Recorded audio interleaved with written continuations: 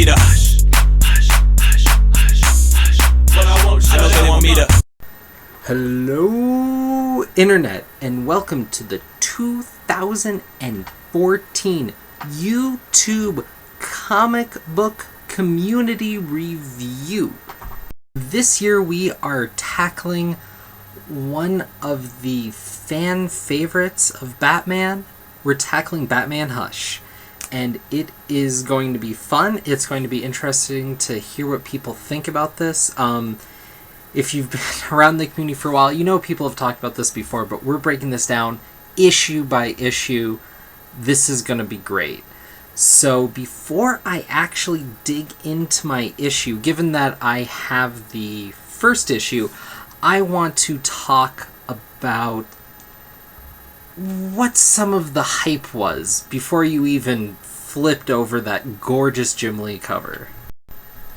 Now, while the cover for 608 says December 2002, it in fact came out in October 2002, because the way that they do dates on publications is weird for whatever reason.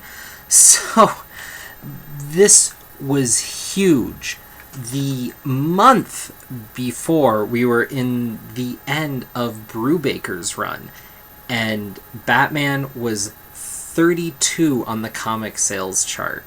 And with all the hype, advertising, anticipation, and word of mouth over some quality, Batman jumped to the #1 spot. This was a big deal for DC. They were taking back the reins, and this was a big show to say, we're not the second tier, we're one of the best, and we're here to put out some quality stuff. And that was the thing. Whereas this was the comic event of the season, this wasn't like just the way that we treat a comic event now. This was a show of relevancy. This was a show that they could do quality and that it wasn't going to be some big deal. This was supposed to be the equivalent of a blockbuster movie. Like, this was supposed to be big. And obviously we're talking about it now. It was. This was huge. No matter what criticisms you might hear, and I know some to be valid, this is an important deal because it put Batman back in the limelight. And whereas it may not to many be the best Batman story, it's sure as hell one of the flashiest. Being one of the flashiest Batman stories is actually what really defined Hush from its creative origins. Now, when Jeff Loeb was asked to do a big Batman project, part of it was he originally agreed to do something that was going to be part of the monthly book. That's a big part of why this was so spectacular. It wasn't something that just kind of came out when it did. If this hadn't hit month to month and there was a delay, this very well could have all fallen apart. Now, he initially went, obviously, to go talk to Tim Sale to try to do it. Tim Sale was busy. And so they lined up, and it turned out that he was going to be working with Jim Lee, which was great for him because Jim Lee was obviously a superstar. More so now in a post-Hush world. But still, Jim Lee was no laughing matter. That's a big comic book artist, but very different from Tim Sale, who's an old-school traditional cartoonist. Jim Lee is this big, flashy, taking advantage of all the different layers and colors and this new digital age of comics. That's part of what really set Jim Lee apart when he went to go work for Image when they broke off. So that is a big deal. Like, Hush wasn't supposed to be as hard-broiled or set in this year one universe, and that was a big thing that Loeb had a problem with approaching this, is the fact that now Batman really can't make mistakes. He doesn't make flaws. He's this new creature, and it's that future age Batman that can really do no wrong and has this greater network to work with and already has the rogues established. What he was used to working with was when there was more of an era of mystery and it was more of this noir crime and a little less superhero. And so by bringing in Jim Lee, it really flushed that forward and creates something that is a very different tone. And it's actually interesting to look back at, say, The Long Halloween to this because they're so different. It's kind of almost hard to believe that it's written by the same person. Now, however you want to tackle reading this book has been collected a great number of ways. Obviously, the issues are now highly coveted and worth a pretty penny. There's that wonderful trade that's come out recently that has the whole thing in its entirety. And there is also an absolute edition that has all kinds of glorious details, back matter you can't get anywhere else, oversized, the whole nine. I have not been able to afford that as of yet. When I bought it, it actually came out in 2 trade paperbacks. This was the height of when Borders was up and running. And so I have part 1 and part 2, obviously split in half, 6 issues apiece, the way you standardly understand a trade. This was pretty much the main way you saw to acquire this story for a good long time, and I'm glad that they've put it all together in one. Though I will say the quality of the printing on these is stupendous, so I'm not too bitter about the fact that I have them here. And it was fun to go back and revisit them and realize, hey, you know, this was good.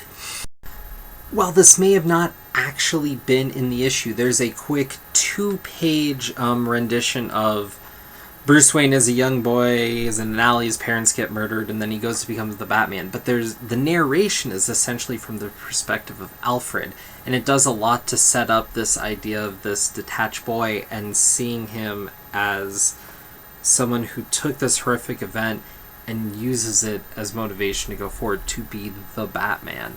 And whereas we've gotten the origin a million different ways, it's nice to just see this quick, easy, and it's done. And there's a lot in here, and people talk about when they're introducing characters, there's almost kind of a little bit of profile for everyone, and a beautiful Jim Lee rendition. And DC used a lot of the art from this collection to showcase their characters in various different forms of media for a long time, as well as the fact that a lot of the covers and pinups and whatnot were used as posters and promotional materials, not just for this, but for Batman and frankly for DC in general for a long time. So that's part of the reason that I think this story has the remembrance it does. And as we start, we see that Batman is saving a kidnapped young boy from the clutches of Killer Croc. And what's interesting about this is the fact that from the get-go, Batman says kidnapping isn't Killer Croc's MO. He's not really smart enough to pull it off and make this work. So already we're seeing a villain operate outside of their general character. And that's something that's really going to run across Hush as a whole, and something that's interesting and makes it kind of a bizarre introduction, as this story was for a lot of people to Batman, because all the characters are acting a little bit outside of their normal parameters. And before we go any further, I like to say Batman Hush pairs well with the 2002 Syrah, as it's a year equivalency, something about the aroma just brings out the greater flavors and more delicate colors shown in Batman Hush. Always remember to pair responsibly.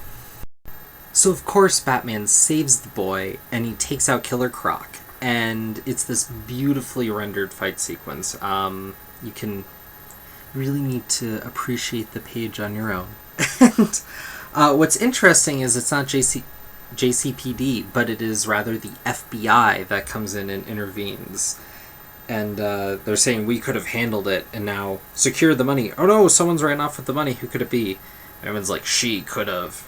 What's going on? Oh my god, it's... Timeout, interlude, before I reveal who it was. This is actually the biggest point of this initial issue, is the fact that the FBI, just these general unknown cops, come in, and they're basically useless, and Batman pays them almost no mind. While this would seem small, and it's not necessarily a huge deal, I think this says a lot about what they were trying to set up initially, and probably was a point that Loeb was trying to drive in. Because if you compare it to his older stuff, Batman used to work a lot more closely with the police or be more afraid or work around them. Like, they were an element. The everyday law enforcement was a big part, and he was a vigilante. He was kind of aware of that. He was going to do what he was going to do, but he had to pay mind to all those different things. Now, the FBI is essentially a non-player, partially because they're not JCPD. They don't know the general area, they don't know the lay of the land, and they're not really involved. They're just here for this rich kid.